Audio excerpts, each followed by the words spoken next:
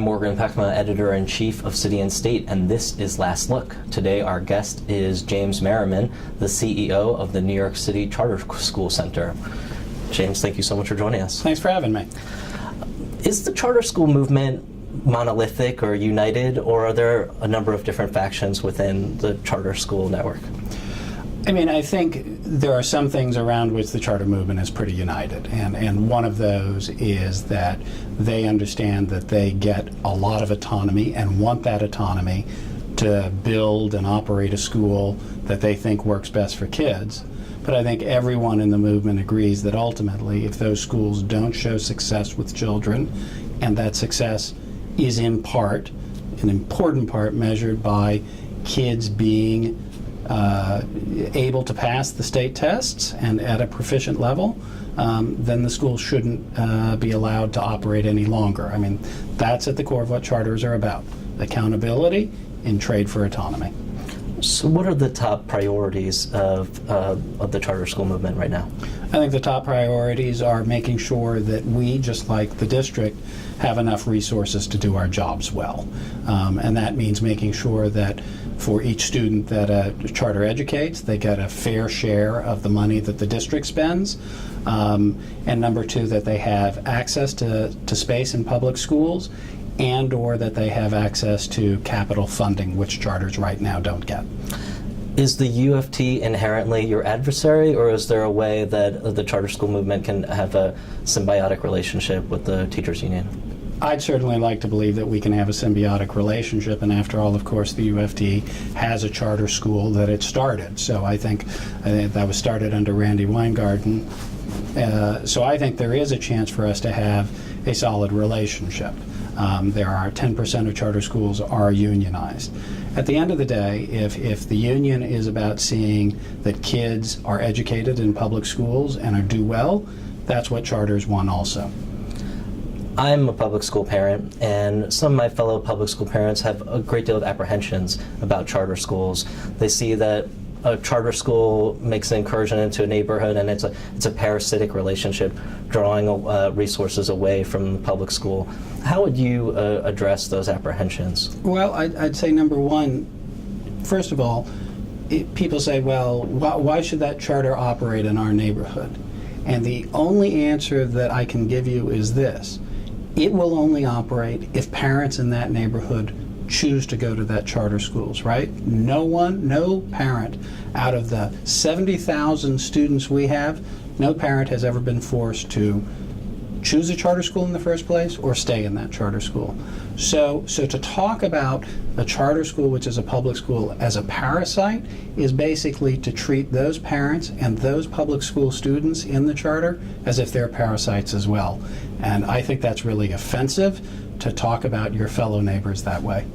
But does a charter school entering an area draw resources away from the neighborhood public school? It does, and it draws from the general budget of the city as a whole, and at 5% of the total enrollment, there's no way that one can make a case that charters are draining resources. Moreover, we simply get less funding per pupil than the city spends overall when you combine both operating and capital aid.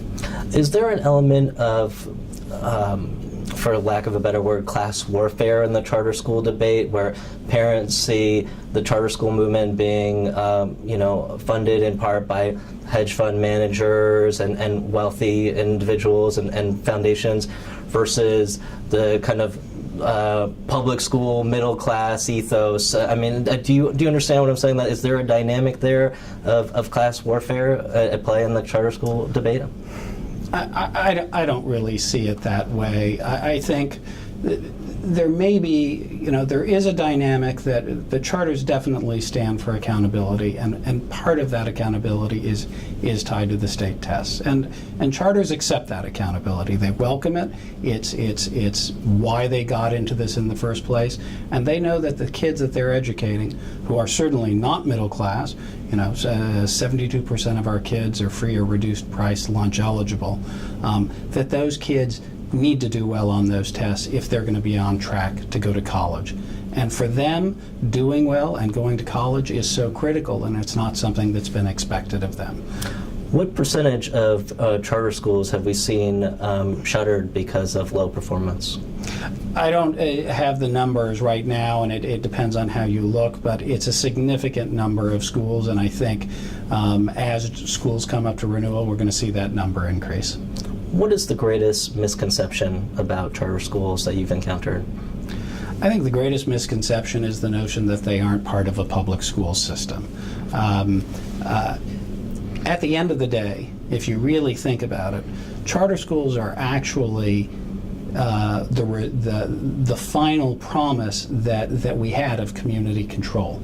Because instead of having one monolithic government bureaucracy at Tweed operating every single public school, you have the opportunity for a children's aid society or even a group of parents in Brooklyn to get together and say, let's start a school that operates under the vision we believe should be good for kids. Maybe that's a longer school day that allows for art and music.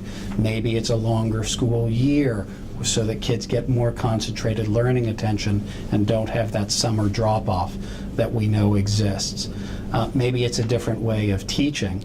But if you think about it, with a charter, you now have the ability to hire and fire the people who work in the school.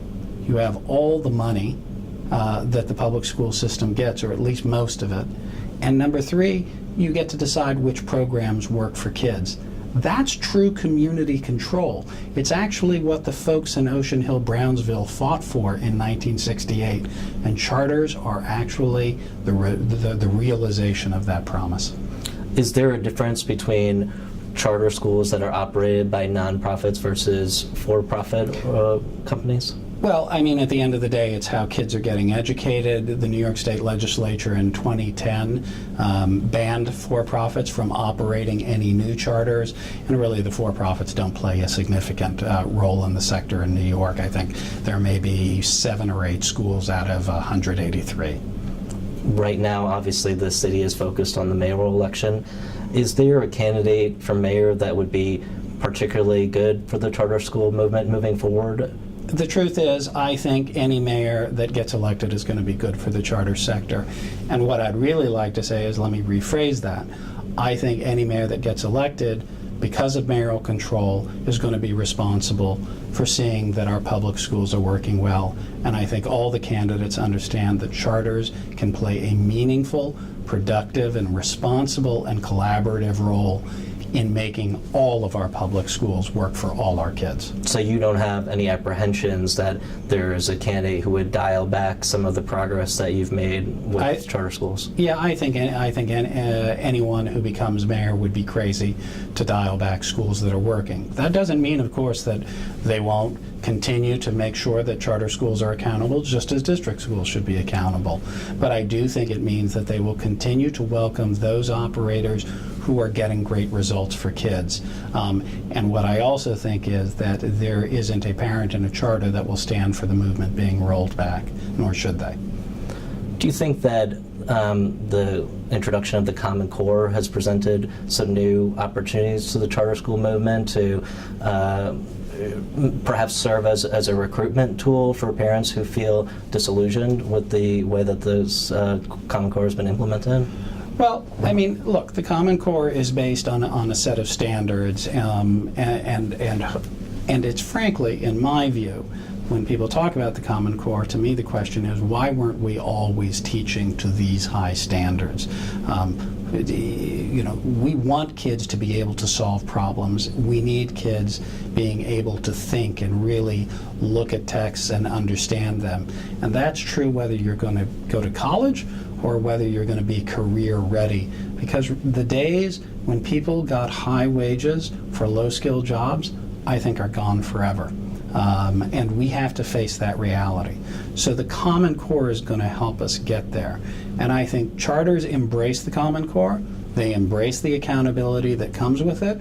And I do believe we will see, not everyone in the charter sector, but I think we'll see some folks who really show what's necessary in terms of pedagogy and curriculum and best practices so that all kids can succeed under the Common Core. You said, why haven't we had these high standards in place in the past? Does that mean that, over the last decade or so, that our test scores have been artificially inflated?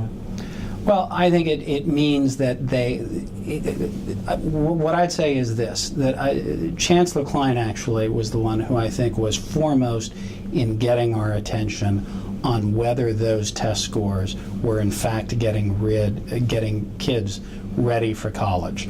After all, it was under his administration that they entered into the partnership with CUNY to start tracking kids at CUNY who came out of the public school system to see how they were doing.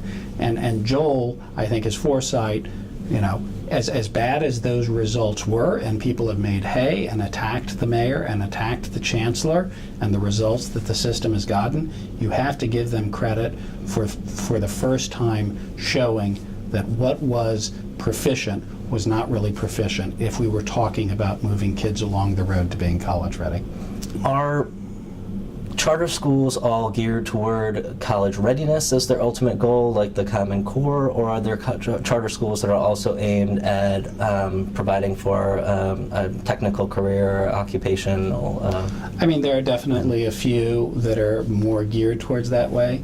I think for a lot of charter school leaders, that what drives them is the notion that kids should at least have the chance to choose whether they want to go to college. And I think we do have a lot of work in the charter sector as a polity as a whole. We have to figure out what career ready means, and I think there's work to be done in that, and I think the charters and district schools have to figure out really where are the jobs going to be and what are the skills that are going to be needed. You are a lawyer by training and by trade. Happily retired. Yeah. What is it that made you change careers and get so entrenched in the charter school movement? Well, it's easy enough to say why I'm not a lawyer. I didn't enjoy being a lawyer. But what got me involved in charters is what keeps me involved in charters, and that's the notion that given the need for high quality seats, we as a society should be doing everything we can to increase those seats.